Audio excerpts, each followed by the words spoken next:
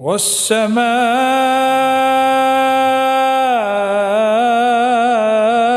ذات البروج واليوم الموعود وشاهد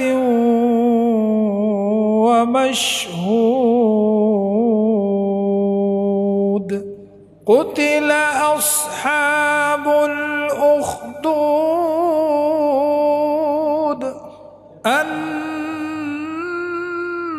النار ذات الوقود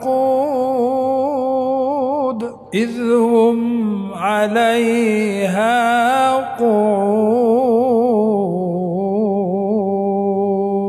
وهم على ما يفعلون بالمؤمنين شهود